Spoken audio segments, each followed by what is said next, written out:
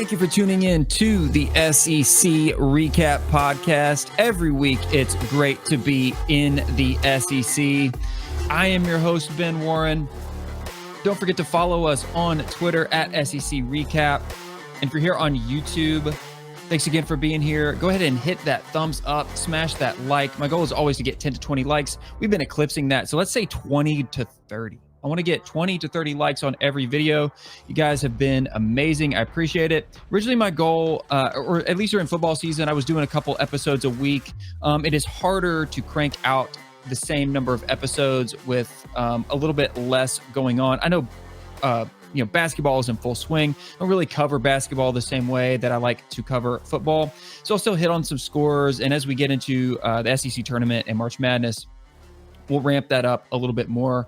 But I've always loved talking about football the most. So I'm back with yet again the companion episode to last week's episode where I covered how I think each SEC East team will finish in the 2023 season. Today, I will cover how I think each SEC West team will finish next season. But first, let's talk some hoops. Let me pull up my screen here. There we go. So I'm recording this on a Thursday. So recap of scores from last night. Georgia going on the road to Tennessee. Vols taking care of business 70-41. They held an SEC opponent to 41 points. Zakai Ziegler, 11.7 assists, 4 steals. And for Georgia, Moncrief had 6 points, 8 rebounds. Just a dominant performance from Tennessee. The kind of stuff Vols fans want to see. You'd really love to have that Kentucky game back, but that is water under the bridge. Vols looking strong. Speaking of the Vols, I think they have a big game coming up this Saturday. Let me double check, make sure here. Yeah, they got the Texas Longhorns coming to town. That'll be a top 10 matchup. Number 10, Texas at currently number 4, Tennessee. Texas 17-3. They are 3-1 away. Tennessee 17-3 as well. They are 9-1 at home. That lone loss this season again. Like I said, that Kentucky loss, which I know they love to have back. Mississippi State crossing the border, going to Tuscaloosa to play number 2 Alabama. Alabama comes out on top. It was a close one, 66-63. Tide holds on and rolls on. I never really had a doubt about Alabama in that one. It was probably a little close for comfort. And, there's not a single team, I think, in the top 25. No.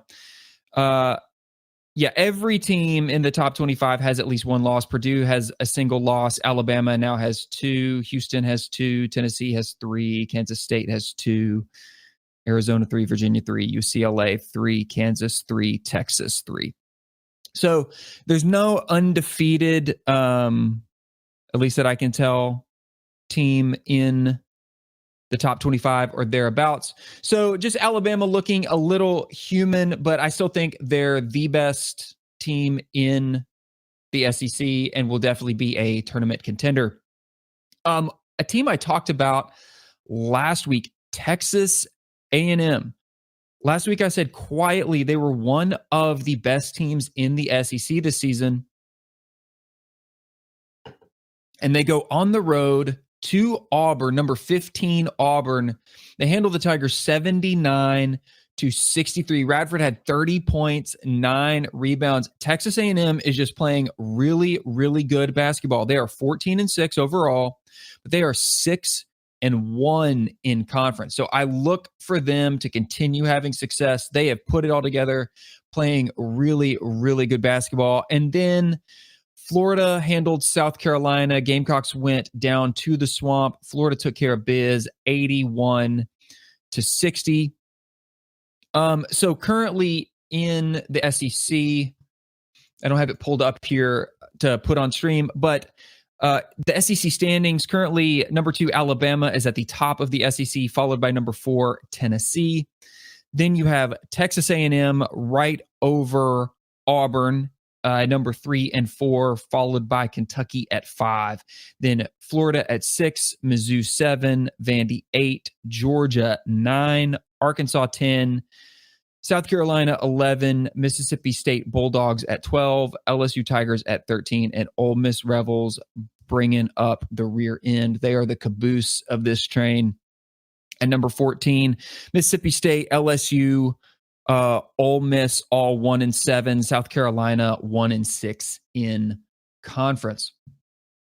All right, moving on. Other news, football news. As we segue into football, Josh Heupel at Tennessee getting a big time new contract. Contract extension through 2029 that includes annual pay of $9 million a year plus incentives. Makes him one of the highest paid coaches in college football. That contract is $8.725 million in supplemental pay and a base salary of $275,000. So in the SEC, that ties him with 5th. This is from 247 Sports. I've got it up on the YouTube stream. If you're watching on YouTube, if you're listening in audio form, I'll spoon feed it to you. By the way, if you like to listen in audio form, you don't like YouTube, you can go to Spotify where you have the option to watch the video version or listen to the audio, just in case you don't mess around with YouTube. But anyway, so Nick Saban is still the top paid coach in the SEC. Makes $11.7 million a year. Where was it? There we go. Kirby Smart at number 2, $11.2 million a year. And both of those obviously well-deserved. When you're national championship contenders perennially, you earn the biggest bucks. Coming in at 3rd, tied for 3rd, technically Brian Kelly at LSU, $9.5 million. And I just read a report today. I didn't have time to dig into it before I sat down to record this, that he was actually overpaid by about $1 million this past year. So I'm assuming that means they paid him $10.5 million instead of the $9.5 million that has been listed. Also tied for 3rd, Jimbo Fisher, Texas A&M. We know he's got that massive buyout, $85 million now. I think it goes down a little bit, but he's still raking in $9.5 million a year. And then tied for 5th, Lane Kiffin at Ole Miss. He's making $9 million coming off that 10-win regular season. The first ever in program history. He got that big bump in December of 2021. So Lane Kiffin is making his. And so that puts Josh Heupel right there at the number 5 spot as well in the SEC, $9 million. So that's one of the 10 highest paid coaches in college football. That's coming off of their 10-2 regular season, capped off by an Orange Bowl win over Clemson. Vols fans ecstatic. And what this suggests to me is that Tennessee is saying, we have our guy. I think because this is the first time they have ponied up, or it's even been talked about, rumored, whispered beforehand that they were ready to pony up this kind of cash for a head coach. It's been a long time. This is a big time signal from Danny White, the AD, Donnie Plowman, the chancellor, this whole athletics program, that they think Josh Heupel is the right guy.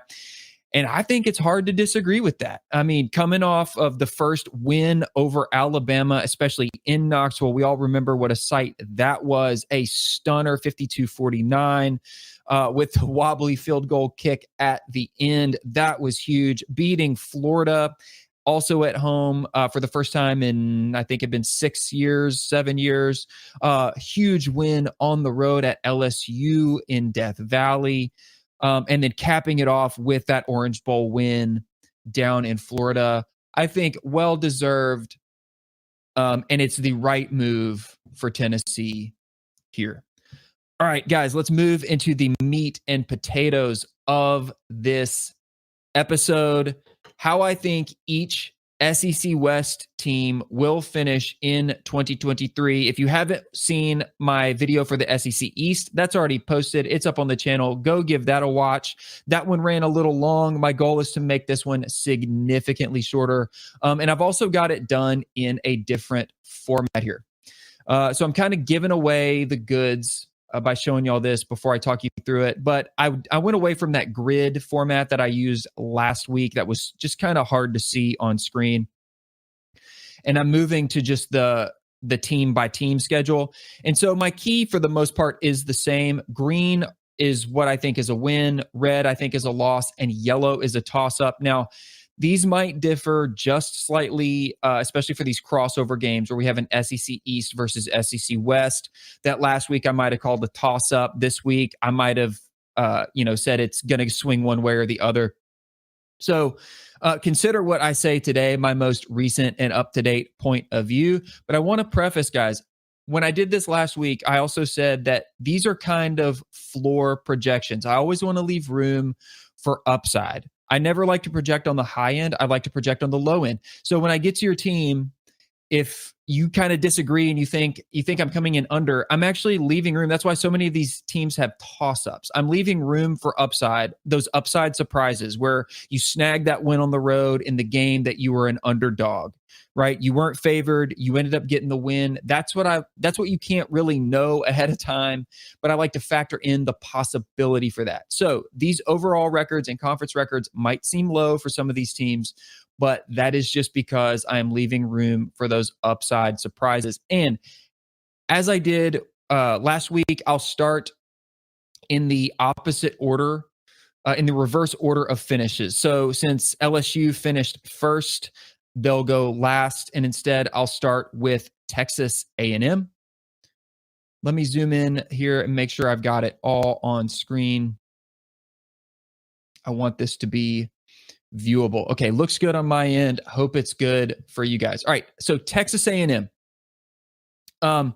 They have New Mexico at home, calling that a win. Then week number 2, they go on the road to Miami. So this is so early in the season. I am expecting Texas A&M to be better next year. How much better, I don't know, but I'm actually projecting them pretty high. That could come back and bite me, but they still got a ton of talent on that roster. I think when they just get the coaching worked out and get their offensive scheme worked out, we will really start to see that come through. I'm not saying they're going to go undefeated or even contend for the SEC West this year. I actually don't believe that. Again, could be surprised. But going on the road to Miami, I know they got Miami last year, but I'm calling that one a toss-up. Don't quite know what Miami's going to be next year. Don't fully know what Texas A&M is going to be next year. So could go either way. Then they got UL Monroe at home, calling that a win. Auburn at home. I know there's a lot of optimism for Auburn right now. I don't want to go into all of that. So just hear me out. They get Auburn at Kyle Field. I think Texas A&M wins that game. Then they get Arkansas at that neutral site game, and I think Texas A&M takes care of business there. So they start, I think, with at least 4 wins, possibly even 5-0 before they get the Crimson Tide rolling into town.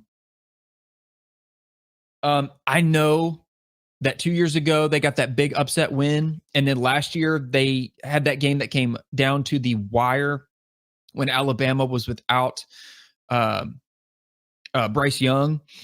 But I don't think this one is that close next year. I know Alabama's got some offensive and defensive coordinator,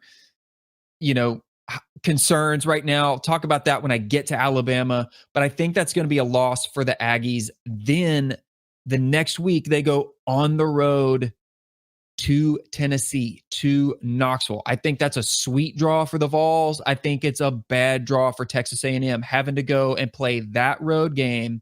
Vols fans are going to be pumped up for that one. That's, not a game we get to see very often. Texas A&M, Tennessee, and they get that one in Neyland. So I think that's going to be an L for Texas A&M on the road.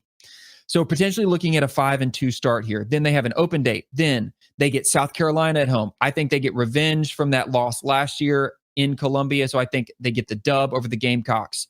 Then Ole Miss, which to me is could be a toss-up. Just depends on what kind of Ole Miss team we get late in the season. Then they get Mississippi State at home. I'm calling it a win. And then Abilene Christian at home. I'm calling that a win before they finish the season with LSU, and they go to LSU for that game. So a lot can change over the course of that season. That one is kind of a toss-up to me. But where this puts us is the possibility of 1, 2, 3, 4, 5, 6, I think a 7-win floor, which is a 2-game improvement from last year for the Aggies. And 2 losses in conference, but with the potential of an 8-4 season. I mean, I know that's not contending for an SEC West or SEC conference title, but that's a huge improvement over the disappointment that was last year for the Aggies. And so if you can get back to 8-4 and back to competing for that 2 spot, or even ultimately that 1 spot in the West, this next year is going to be that stepping stone. So I think 7-5, 8-4, with always the possibility for upside. Okay, moving on down to the Plains to Auburn. I said I'd go through these quicker. I'm going to try to stick to that, guys. So Auburn, Hugh Freeze coming in. They've made a lot of moves to the transfer portal. Not going to get into all the transfer portal pickup moves that have happened this offseason. We've got plenty of time to talk about that going into spring ball. And believe me, guys, a lot of this stuff, a lot of my opinions, a lot of these views that I'm expressing right now are going to change. I guarantee you the outlook of this stuff is going to change following spring ball. But Auburn gets UMass. I think that's a dub. Then they go on the road to California. Cal went like 2-7. They were like a 4, maybe 5-win team last year. I don't have their record pulled up, but Cal was not good. I don't know how much improved they're going to be. I think Auburn gets that win on the road, and then they get Samford at home, calling that a win. Then they go to Texas A&M, to Georgia. I think that's loss. Auburn, I don't think, is ready for Georgia in year 1 if you freeze. That is going to take some time. Then they have an open date. Then they go to LSU. I think that's a loss, just having to play that game on the road. Then they get Ole Miss at home. That one's a toss-up to me. Could go either way. Again, don't really know how good Ole Miss is going to be. I'm projecting Ole Miss to be about the same as this year. So that one could go Auburn's way, could go Ole Miss's way. We'll see. Then they get Mississippi State at home. I think that's a dub. Cross-division opponent at Vanderbilt. I think that's going to be a win. They go to Arkansas. This is late in the year. Calling it a toss-up. Might even lean Arkansas. Just don't know. We'll have to see more of what Auburn brings to the table next year. Then they got New Mexico State at home, followed by the Iron Bowl, which I think that's going to be a win with New Mexico State and a loss to Alabama. So that is still seeing Auburn improve to 6-6 potentially. That's at least 2 wins in conference, possibly 3, possibly 4-4 in conference play, which would be a big improvement. And to get to 6-6, go bowling. Again, always room for upside again. Let's see. Where do we go next? I think we go to Arkansas. Head on over to Fayetteville. So Arkansas gets Western North Carolina. Weird opener. West Carolina, small school, just like right over the mountains. I used to live in Knoxville, spent a lot of time in Western North Carolina. That's not a big school, not a big program. Just I know a lot of schools don't open with a big time opponent, but that's an odd one to me. Regardless, I think Arkansas definitely gets that win. Then they got Kent and BYU. They did get the win on the road versus BYU this past year. So I think that's win to open the season. Then they go on the road at LSU, neutral site game versus Texas A&M, at Ole Miss, at Alabama. It's just that is a really tough stretch. Late half of September into the first half of October for Arkansas. And honestly, I could see them starting 3-0 and then going 0-4. So they come into Mississippi State in their open date, possibly 3-4, maybe even 4-4 or 3-5. So I think it's loss at LSU. I think they dropped the game, the neutral site game to A&M. I think they might lose on the road to Ole Miss, and I don't think they're beating Alabama next year. Then Mississippi State at home. That is winnable. We'll have to see what Mississippi State is. I'll talk about them a little bit more when we get to them. Then they got an open date. Then the Razorbacks go on the road to the Swamp at Florida. Now, that's a winnable game. The Swamp's a tough place to travel to for most teams. If late season Florida is the late season Florida of the past 2 years, that's a winnable game for Arkansas. But if late season Florida next year is good, then, that could be a loss for the Razorbacks. Then they get Auburn at home. That's a winnable game, but I'm calling it a toss-up. And then Florida International, and then the Battle Line rivalry versus Missouri at home. I think they end with back-to-back wins there. So next season, to me, is looking really similar to this past season as far as overall record. I kind of see Arkansas finishing 6-6, wins over West Carolina, Kent, BYU, Florida International, Missouri, and then winning 1 or 2 of Auburn, Florida, Mississippi State. Those 3 toss-ups there, I think they win 1, possibly 2 of them. So they end up with a couple conference wins, 6-6 overall. They go bowling again, but that middle stretch, man, that is so tough. At LSU, neutral site, Texas A&M, at Ole Miss, at Alabama. I mean, nobody envies that. It's just really hard. So that's it for the Razorbacks. Let's look ahead to, I think, Mississippi State. So if you're looking at this is going to look like I'm a lot lower on Mississippi State than I actually am. The truth of it is, with the new head coach, Zach Arnett. Now, I know he's been there, so that's good continuity for them to have, but he's a defensive guy. He brought in a new offensive coordinator.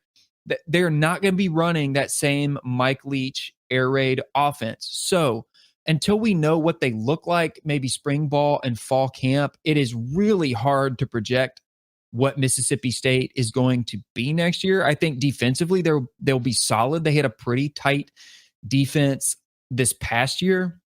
But we're going to have to see what happens with that offense. There's just too many questions right now for me to definitively say that they go 6-6, 7-5, 8-4. So while I'm not down on Mississippi State, understand that I can't project them at the same level that they finished this past season, 8-4, with all of the changes, the offensive overhaul, and the new head coach.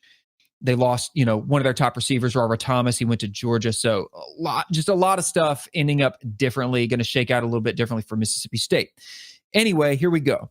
They got Southeastern Louisiana at home, followed by Arizona at home. I think those are winnable games. I'm having them go win-win. They get LSU at home. I think they drop that game. That's a loss. They go on the road to South Carolina. That's a bigger road game than it might seem like. And because that game is at South Carolina, I lean toward the Gamecocks on that one. I'd have to go back and watch my SEC East episode to see, but I'm pretty sure I went South Carolina for that game. That's just a tough road game. Then they get Alabama at home, calling that a loss. Then Western Michigan at home, calling that a win. So they start the season through October 7th in their open date, 3-3.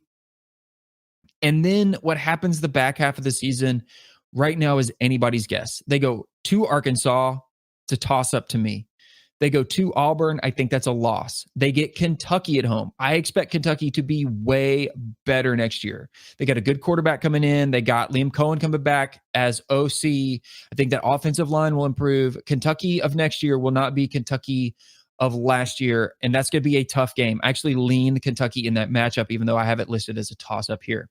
Then they go to Texas A&M. I think that's a loss. They get Southern Miss at home. Southern Miss is a good squad usually for that conference, but I think Mississippi State wins that one. And then they get the Egg Bowl. That one kind of is always a toss-up to me. I'm not ready to say that goes Mississippi State's way just because they won it last year. So I do not have Mississippi State on here with a solid SEC win. I am confident they'll get one or two. I just don't know which ones those will be. It could be at South Carolina. I don't think so. It could be at Arkansas. That one seems the most likely. Maybe the Egg Bowl at the end of the season. Ole Miss really struggled down the stretch last season. Their offense was just too predictable. But again, I think they'll be better next year. So who knows? So my overall projection for the Bulldogs is maybe 2-6 in conference. I know you guys probably don't love hearing that, but that leaves some room for upside, and then maybe 6-6 overall. I've got 4, I think, definite wins here, and then they just need to win 1 or 2 of Ole Miss, Kentucky, South Carolina, maybe Auburn. Who knows? I definitely don't think they're out of the Auburn game, but I think I lean Auburn at Auburn in that one. So they could go bowling next year. I do think they take a step back. They're a little bit of a sell for me from last season. All right, going up to Ole Miss, the Rebels. I think Ole Miss opens up their season 3-0. They got Mercer at home. They go to Tulane. I know Tulane was really good this year. They need to be careful with that game on the road, but I think that's a winnable game, especially early in the season. Then they got Georgia Tech at home. I think they can go 3-0 until they travel to Tuscaloosa to Alabama. And so I think they end up 3-1 with the loss to the Crimson Tide. Then they get LSU at home. Could be a toss-up, but I lean LSU. And then the Rebels get the Razorbacks at home, and I think that's a winnable game. So they go into their open date, October 14th, 4-2, not shabby. And then the back half of the season looks a lot like the front half to me. Couple wins, couple toss-ups, but they get Georgia as their crossover. So they go to Auburn. That's a toss-up, but I think Ole Miss can win that game. They get Vanderbilt as their cross-division matchup this year at home. That's a win. They get Texas A&M at home. I know they won that game last year. I think Texas A&M will be better, so I'm calling it a toss-up. And then they go to Georgia. That's an L. Then the Rebels get UL Monroe at home, followed by Mississippi State in the Egg Bowl. I think they win UL Monroe and Mississippi State. The Egg Bowl could go either way. So I'm looking at a 6-6 floor for the Rebels. And then they just win a couple out of Mississippi State or Auburn or even Texas A&M.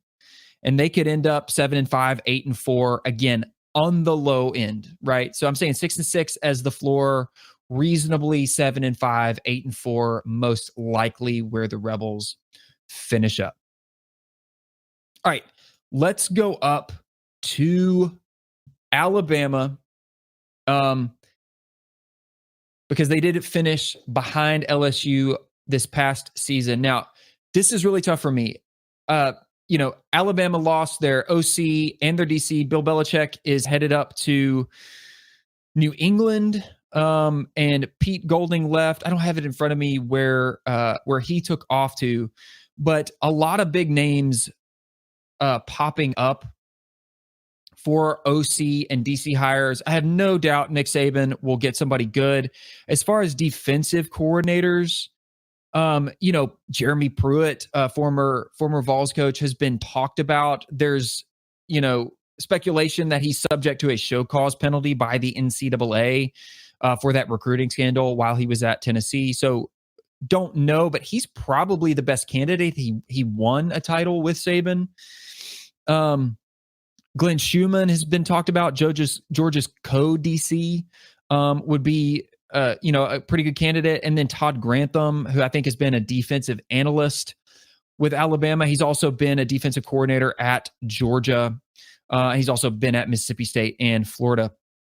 So they've got some options to choose from for defensive coordinator. As far as offensive coordinators go, this one is even more intriguing. So some of the names that I've seen talked about the most intriguing one is probably Cliff Kingsbury, who was let go by the Arizona Cardinals this past season. He technically in the SEC. He was at Texas A&M, I believe, in 2012, which was the first season that Texas A&M joined the SEC before he went to Texas Tech. So it's, been a little bit more than a decade, but Kingsbury as OC to Alabama would be a really nice get, I think, for the weapons of the pieces that Alabama has.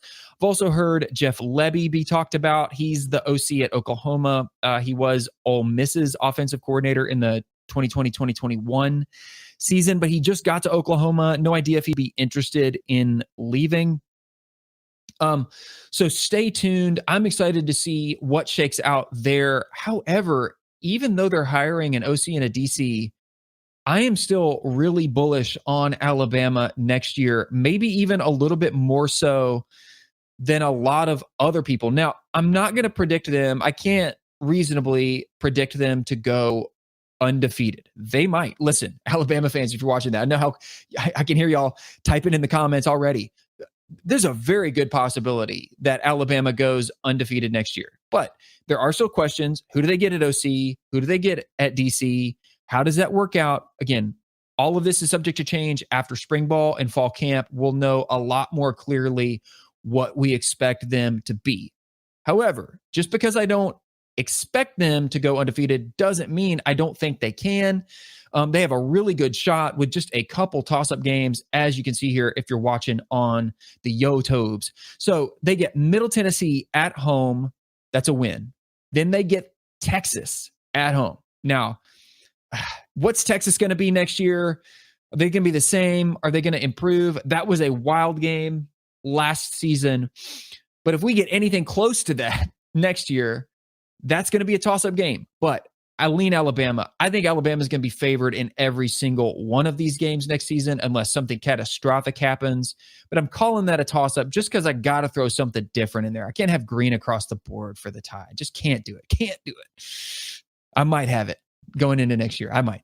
Then they go to South Florida. That's a dub. They get Ole Miss at home. Think that's a dub. At Mississippi State, dub. At Texas A&M, okay, record scratch. Like I said with Texas A&M, I know how close that game has been the past 2 years. I don't think that's going to be the case next year. I expect Texas A&M to be better, but I expect Alabama to be better as well. I know they got questions at quarterback. I do too. However, I think they get that win in College Station. Then they get Arkansas at home, dub. Then they get Tennessee in Tuscaloosa. I as good as I think Tennessee is still going to be next year, they're going to take a step back. So that's a tough road game for the Vols coming off of that, that Cloud9 victory in Knoxville last season. Don't think you get that on the road this year. That one's going to go to the Tide in 2023. Then they got an open date on October 28th. Then LSU at home. LSU beat them last year. I have it labeled as a toss-up, but again, I think Alabama will be favored in that game, especially at home. Then they go to Kentucky. Kentucky gets Alabama as their cross-division draw. That's a win. They get UT Chattanooga at home. That's going to be a win. And then they go to Auburn for the Iron Bowl. I think they end with the win. So my absolute floor for Alabama next year is 10-2. And realistically, it's probably 11-1 with the upside being they go undefeated. I mean, I can definitely, if they get past Texas next year, or when they get past Texas, there's not a game I even question. I mean, you could say Tennessee, but I don't see it. I don't see that one. LSU would be the first one that I question all the way in November. So they get through Texas. To me, they got a pretty easy road. I mean, I know nothing comes easy in the SEC, all the way to LSU. That's the only one that I would have circled after that, even though I think Kentucky will be better and they get, they go on the road. It's Alabama, and Kentucky, they don't play Alabama perennially, so they don't understand. But man, yeah, 10-2 as the floor. Upside is you're undefeated. I mean, that's exactly where the Crimson Tide wants to be, no doubt about it. All right, let's wrap up here with last year's SEC West champs, LSU Tigers. I am I'm kind of a hold on LSU going into next year. They start their season as they did last year with technically a neutral site game. Last year, that neutral site game was in New Orleans, which was basically a home game for LSU. Next year, it's in Orlando, which is a short road trip for Florida State. But they go on the road to a neutral site game versus the Seminoles in Orlando. Florida State, really solid. They're on an uptrend.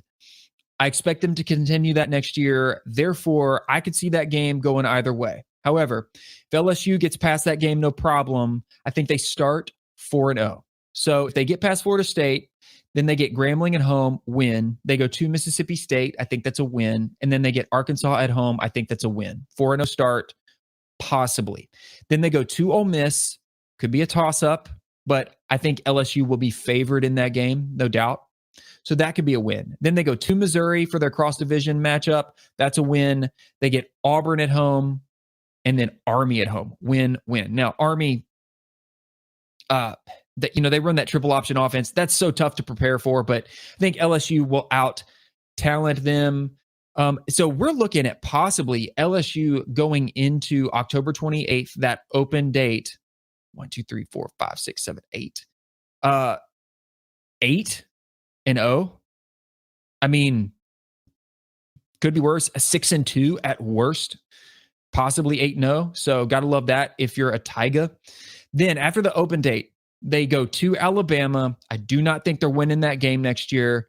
Think that's a definite loss. Then they get Florida at home. I think that's a win, especially late season Florida. We'll have to see what happens with Florida next year. Then Georgia State at home. That's a win. And then Texas A&M at home. They should be favored in that game. But again, we'll see how good Texas A&M is next year. So LSU should be favored there. So we're looking at, I think, an absolute floor of 8 wins. I think 9 wins is a 9-win floor is realistic. So possibly 7-1 in conference play. Really good. That's a slight improvement from last year. And 9-3 overall, maybe possibly 10-2 overall. So here's how I have that. My projections and how they compare from the 2022 season. I showed you my projections last week, in my SEC East episode. So here in the West, Alabama finishing at the top, 7-1, 11-1 overall. That's a game better than last year. Again, they could also go undefeated. LSU coming in behind them at 6-2 in conference, 9-3 overall. Texas A&M finishing third. Again, I'm pretty bullish on Texas A&M. Almost feels like I shouldn't be, but that's the way I have it shaken out right now. 5-3 in conference, 8-4 overall. That's a 3-game improvement over last season. I think they can do it. Ole Miss at 4, basically the same. They're a hold for me. 4-4 in conference, 8-4 overall. Followed by Auburn, 4-4 with a 7-5 overall record. That might be a little bullish. Most people might have them 6-6. For me, this is a 2-game improvement. I think it's doable. Hugh Freeze is a good football coach, regardless of everything else he's been involved in, whatever you want to say. He's a good football coach, and he's made some good moves in the portal, and he's going to have that offense clicking. So I look for Auburn to make some quick turnarounds. Really similar. I'm not comparing the two at all. I'm not even comparing these two coaches directly, but I sort of see a very similar situation to what Josh Heupel did at Tennessee. He came in and took them from being in the dumpster to a 7-win season in his first year with that offense. I think Hugh Freeze can do the same thing. Again, I'm not directly comparing Josh Heupel to Hugh Freeze. No. Not what I'm saying. I'm not even directly comparing Auburn to Tennessee, but I could see Hugh Freeze doing the same kind of thing at Auburn that Josh Heupel did for Tennessee, turning it around really, really fast. All right.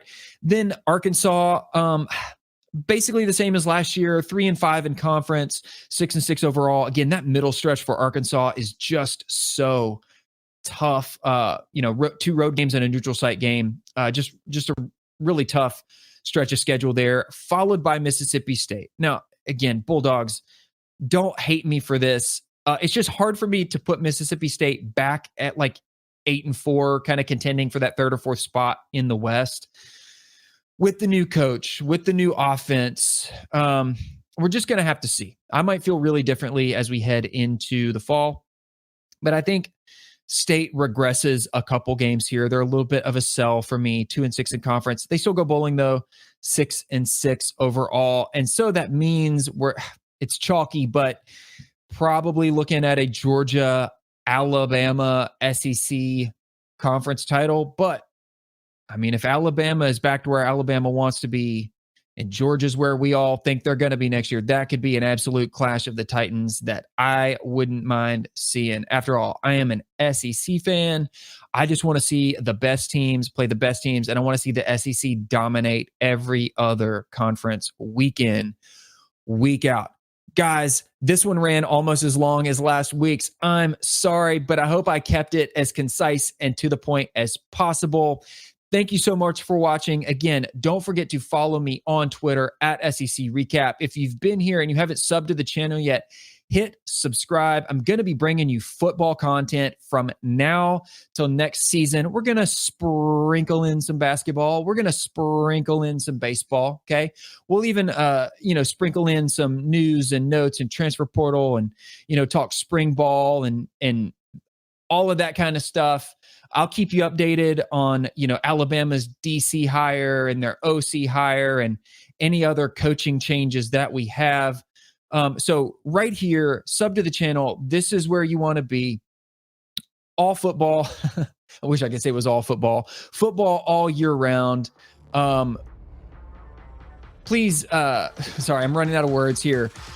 Engage with me. Let me know your thoughts in the comments. How do you see your team shaking out next year? Do you think I'm too high, too low? Let me know. Just be nice about it. I don't care. I love engaging with you guys in the comments. It's what makes it go. It's the gas that makes the car run. I'm rambling now, guys. I'll let you get out of here. Have a great week. Have a great weekend. I will catch you all on the next episode of the SEC Recap Podcast.